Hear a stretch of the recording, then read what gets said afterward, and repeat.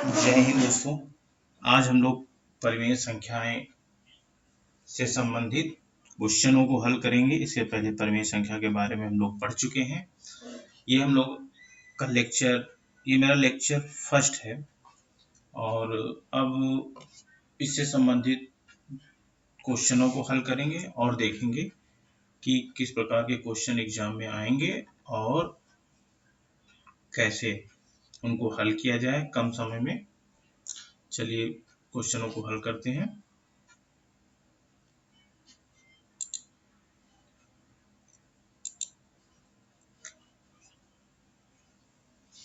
अच्छा, ये जो थंबनेल पे मैंने लगा रखा, योग एवं व्याकलन पर गुणन की वितरता सभी परिमेय संख्याओं ए एवं बी और सी के लिए। ये चीज समझ में आए आप लोगों को?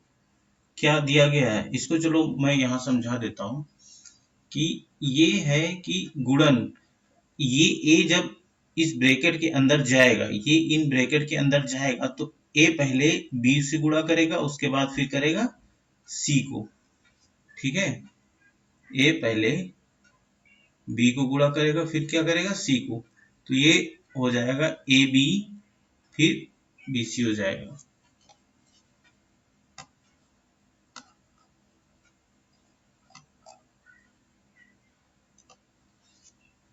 ये यहाँ कैसे आ गया?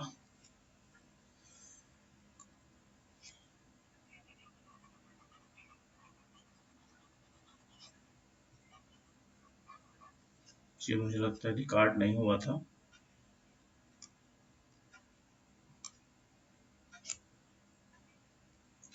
ये ए जब इसके अंदर जाएगा तो पहले बी से गुणा करेगा तो ये ए बी बनेगा, फिर सी से गुणा करेगा तो ए सी बनेगा। मतलब कोई भी संख्या अगर यहाँ मान लीजिए 5 इन ब्रैकेट 2 प्लस 3 लिखा हुआ है तो ये 5 पहले जाएगा, 2 से गुणा करेगा, कितना हो जाएगा 5 दूनी 10 हो जाएगा, प्लस फिर ये 5 जाएगा 3 को गुणा करेगा तो 5 3 15 हो जाएगा, तो कितना हो जाएगा 25 हो जाएगा, 25 हो जाएगा। इसका मतलब ये है। इसी तरह घटाओ में होगा, पहले बी फिर सी और ये बीच में माइनस। ये होता है ए और बी के और सी के लिए। ठीक है, आइए हम लोग क्वेश्चन को हल करते हैं। सबसे छोटी प्राकृत संख्या क्या है? सबसे छोटी प्राकृत संख्या क्या है? प्राकृत संख्या क्या होती है? हम लोगों ने पढ़ा था, प्राकृत संख्या होती है 1 2 3 4 1 2 3 4 5 डॉट डॉट अनंत तक। ये हमारी क्या होती है? प्राकृत संख्या। इन सब में सबसे छोटी क्या है? 1 है, तो हमारा यहाँ आंसर हो जाएगा 1। ठीक है, अब सबसे छोटी पूर्ण संख्या क्या होती? अब पूर्ण संख्याओं के बारे में क्या कहेंगे? प्राकृत संख्याएं होती जो 1 2 3 4 5 अनंत तक। तो इसमें हम अगर आगे 0 जोड़ लेते हैं तो ये हमारी क्या हो जाती हैं? पूर्ण संख्याएं हो जाती हैं। तो वो सबसे छोटी पूर्ण संख्या क्या हो जाएगी? 0। अब यहाँ बताइए, सभी धनात्मक, इन्होंने क्या बताया? सभी धनात्मक और ऋणात्मक संख्याओं को संयुक्त रूप से कहा जाता है। क्या कहा जाता है? सभी धनात्मक और ऋणात्मक संख्याओं को संयुक्त रूप से क्या कहा जाता है? प्राकृत संख्या हम लोग पढ़ चुके हैं, जो क्या होती? 1 2 3 4 5 6 पूर्ण संख्या है, जिसमें 0 1 2 3 4 5 ये अनंत तक होती हैं, ये भी अनंत तक होती हैं। अब आई पूर्ण संख्याएं। पूर्ण संख्याएं क्या होती है? जिसमें हम माइनस का भी होता है, जैसे बीच में 0 होता है ना, प्लस का 1 प्लस का 2 प्लस का 3 प्लस का 4, ये अनंत तक होती है। और इधर माइनस का 1 माइनस का 2 माइनस का 3 माइनस का 4, ये भी अनंत तक होता है। तो जब ये माइनस और प्लस दोनों, ऋणात्मक और धनात्मक दोनों हम जब मिला लेते हैं तो हमारी क्या कहलाती है? पूर्णांक संख्याएं कहलाती हैं। ठीक है, समझ में आया? चल नेक्स्ट क्वेश्चन को देखते हैं। नेक्स्ट क्वेश्चन में बताया गया, पूर्ण संख्याएं किस संक्रिय के अंतर्गत समृद्ध नहीं है? पूर्ण संख्याएं किस संक्रिया के अंतर्गत समृद्ध नहीं है। तो किसमें समृद्ध नहीं है? व्याकरण। आइए समझते हैं कैसे। देखिए यहाँ पूर्ण संख्याएं की मैं एक टेबल यहाँ पर डाल रखी है जो अच्छे से इसको, चलो योग के लिए पहले देखते हैं। अगर हम 0+5 संख्या, दो संख्याओं को योग करते तो हमें एक संख्या प्राप्त होती, एक पूर्ण संख्या प्राप्त होगी, ठीक है। और 4+7 क्या है? यह एक पूर्ण संख्या है। व्यापक रूप से किन्हीं दो पूर्ण संख्याओं a तथा b के लिए a+b एक पूर्ण संख्या होती है। मतलब हम दो संख्याओं को जोड़ेंगे तो हमें क्या एक पूर्ण संख्या मिलेगी, ठीक है। तो जो इसमें क्या दिया रखा है, पूर्ण संख्या योग के लिए समृद्ध हैं। अब व्यवकलन के लिए, व्यवकलन का मतलब समझते हैं क्या? घटाव, इसको घटाव बोलते हैं, इसको योग, इसको घटाव बोलते हैं। अब जैसे 5 में से हम 7 को माइनस कर देंगे तो -2 आया, जो एक पूर्ण संख्या नहीं है। पूर्ण संख्या नहीं, ये पूर्णांक संख्या लेकिन पूर्ण संख्या नहीं है। पूर्ण संख्याएं व्याकरण के लिए समृद्ध नहीं है, ठीक है। तो यही वहां ऊपर क्वेश्चन पूछा गया था कि पूर्ण संख्याएं किस के लिए समृद्ध नहीं है। तो गुणनफल के लिए होती, योग के लिए, लेकिन व्याकरण के लिए, मतलब ये क्या होता है व्याकरण, ये होता है घटाव, घटाव के लिए समृद्ध नहीं होती है। गुणनफल, अगर हम दो संख्याओं को देखिए, 0, अगर हम 0 और 3 को आपस में गुणा करें, 0 जो एक पूर्ण संख्या है, ठीक है, और 3 गुणे 7 करते हैं तो यह भी एक पूर्ण संख्या है। जो हमारा गुणनफल ए बी है आएगा वो भी एक पूर्ण संख्या है। ये भी 21 आएगा तो क्या है? पूर्ण संख्या नहीं है, है पूर्ण संख्या है। इसलिए पूर्ण संख्याएं गुणन के लिए अंतर्गत समृद्ध होती हैं। अच्छा, भाग के लिए बताइए, क्या भाग के लिए समृद्ध होती हैं? भाग के लिए पूर्ण संख्याएं समृद्ध नहीं होती हैं। पूर्ण संख्याएं भाग के लिए समृद्ध नहीं है। देखिए ये 5 पूर्ण संख्या है, 8 पूर्ण संख्या, लेकिन जब इसका भागफल हमको आता तो ये देखिए, क्या ये पूर्ण संख्या है? पूर्ण संख्या नहीं है, जो ये एक परिमेय संख्या हो जाती है। इसीलिए ये पूर्ण संख्याएं भाग के अंतर्गत समृद्ध नहीं है, ठीक। पूर्णांक संख्या, अब इसमें देखिए हम लोग प्राकृत संख्या पढ़े, पूर्ण संख्या, पूर्णांक संख्या पढ़े। पूर्णांक किस संक्रिय के अंतर्गत समृद्ध नहीं है? पूर्णांक किस, तो पूर्णांक किसमें अंतर्गत नहीं है? इसमें हम लोग क्या क्या लगाएंगे? भाग के लिए, योग के लिए।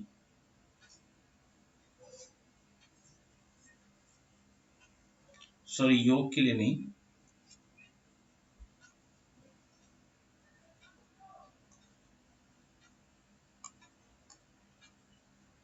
भाग के लिए, ठीक है। और इसमें हम लोग भी टेबल से समझते हैं, ठीक है, बहुत अच्छे से। योग, अगर हम -5 और +5 को जोड़ेंगे तो क्या आएगा?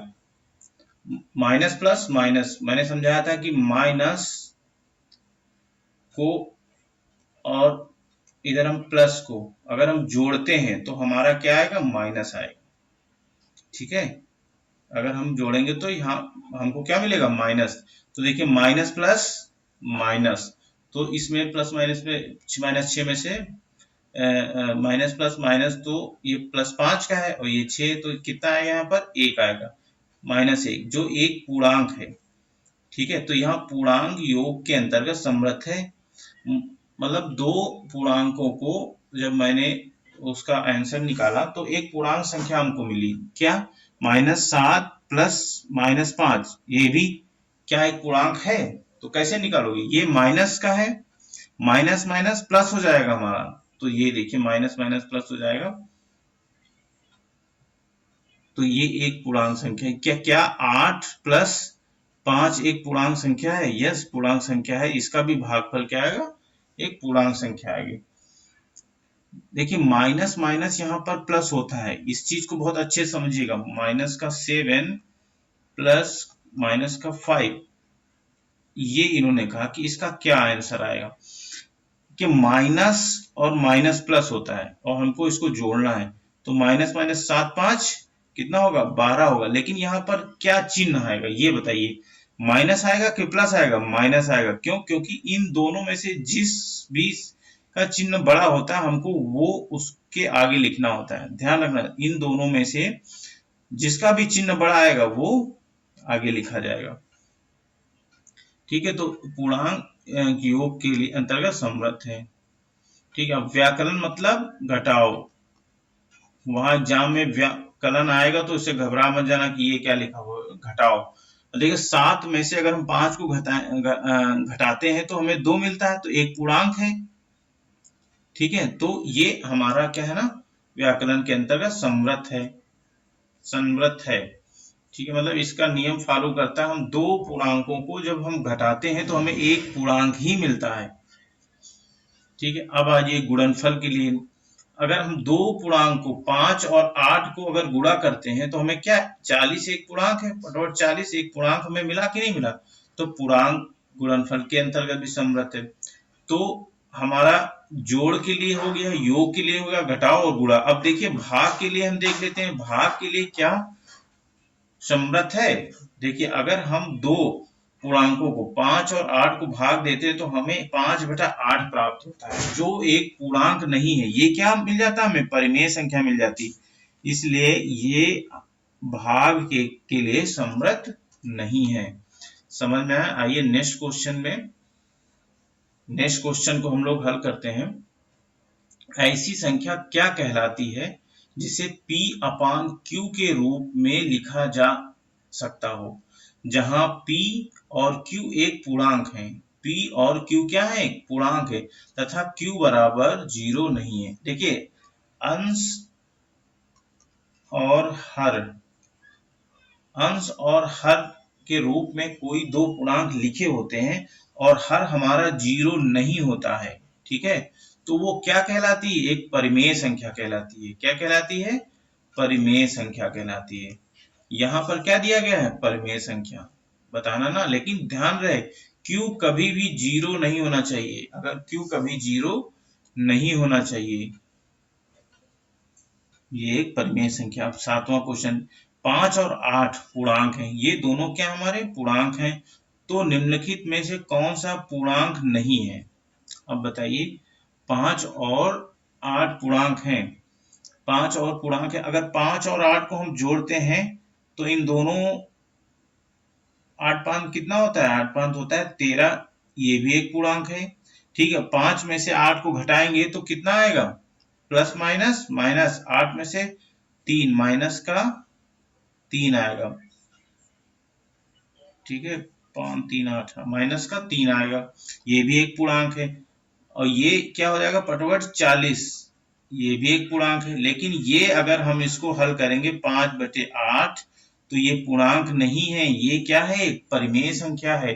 देखिए ये भाग, ये चीज हम लोगों ने ऊपर समझा भी है और इसको दोबारा, ये एक पूर्णांक नहीं है। यहाँ पर उन्होंने क्या पूछा है, पूर्णांक, ये एक पूर्णांक नहीं, ये भाग के अंतर्गत समृद्ध नहीं है। ये क्वेश्चन समझ में आ गया होगा आप लोगों को। अगर नहीं समझ में आया तो कमेंट्स जरूर करिएगा आप लोग, मैं इसको दोबारा बताऊंगा। परिमेय संख्याएं किस संक्रिय के अंतर्गत समृद्ध नहीं होती हैं? अब आपको ये बताना कि परिमेय संख्याएं किस के अंतर्गत समृद्ध नहीं होती हैं, तो भाग, भाग के अंतर्गत समृद्ध नहीं होती। क्या आप कह सकते हैं कि, देखिए इसमें नीचे हमने कमेंट्स में लिख रखा है, क्या आप कह सकते हैं कि परिमेय संख्या भाग के अंतर्गत समृद्ध हैं? यही क्वेश्चन हम जानते हैं, देखिए समझिए अच्छे से, हम जानते हैं कि किसी भी परिमेय संख्या a के लिए a, इन्होंने क्या कहा, a को अगर हम 0 से भाग देते हैं, परिभाषित नहीं है, अतः परिमेय संख्याएं भाग के अंतर्गत समृद्ध नहीं है। तथापि यदि हम शून्य को शामिल नहीं करें तो दूसरी संख्या परिमेय संख्या का समूह भाग के अंतर्गत समृद्ध है। अगर हम शून्य को जब शामिल नहीं करेंगे तब हमारी परिमेय संख्याएं समृद्ध होंगी, नहीं तो नहीं होंगी। ठीक है, तो इसमें क्या क्या योग के लिए होगा, योग के लिए हो जाएगा, घटाव के लिए हो जाएगा, गुणा के लिए हो जाएगा, लेकिन भाग के लिए नहीं होगा। यही चीज इसमें बताया गया है। परिमेय संख्याएं किस परिमेय संख्याएं किस संक्रिय के अंतर्गत समृद्ध होती हैं।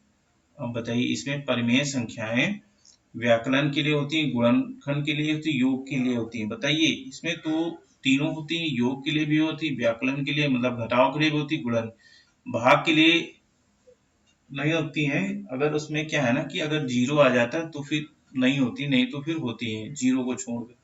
तो ये तीनों इसमें सही है।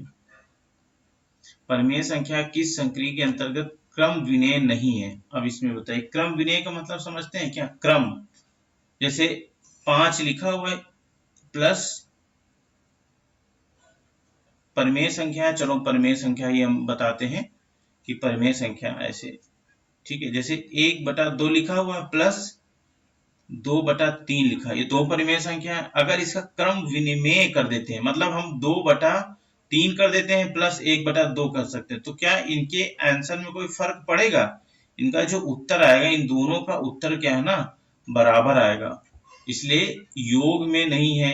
इसी तरह गुणनफल में नहीं है। गुणनफल में हो सकता है परिमेय संख्या, नहीं है। गुणनफल आप कर दीजिए, जैसे 1/2 गुणे 2/3 कर दीजिए। अब चाहे तुम 2/3 गुणे 1/2 कर दीजिए, दोनों का जो आंसर आएगा ना वो बराबर आएगा, ठीक है।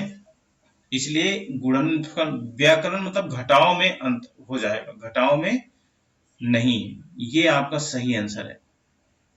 अगर घटाव में 1/2 ये प्लस का है और ये 2/3 माइनस का है। अब हम इस क्रम को आगे लिख देते हैं, माइनस का 2/3 प्लस का 1/2, तो ये इसका आंसर चेंज हो जाएगा, इसका आंसर दूसरा आएगा, इसका आंसर दूसरा आएगा। इसलिए ये व्याकरण में नहीं है, ठीक है। अब देखिए, किन्हीं तीन परिमेय संख्याओं ए बी सी के लिए निम्न में से कौन सा कथन असत्य है। अब देखिए, ये ए है और ये, इन तीनों क्या बराबर है? देखिए, अगर यहाँ पर a प्लस बी प्लस सी बराबर, यहाँ लिखते हैं a प्लस बी प्लस सी, तो अगर इसको हम जोड़ेंगे तो यहाँ क्या आ जाएगा? a प्लस बी प्लस सी आ जाएगा, यहाँ a प्लस बी प्लस सी आ जाएगा, ये तो वही आएगा। अच्छा चलो, ये भी नहीं है, ये असत्य नहीं है, सत्य है। LHS बराबर। अब यहाँ दूसरा देख लेते हैं, a इंटू बी इंटू सी आया बराबर a इंटू बी इंटू सी।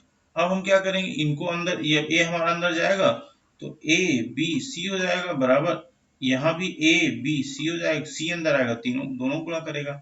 अच्छा, यहाँ प्लस नहीं है, प्लस होता तो दोनों संख्याओं को बारी बारी से गुणा करता है, यहाँ गुणा है तो एक संख्या से गुणा करेगा। देखो a b बराबर, तो ये क्या है ना कि हमारा इनको नहीं करेगा, ये भाग।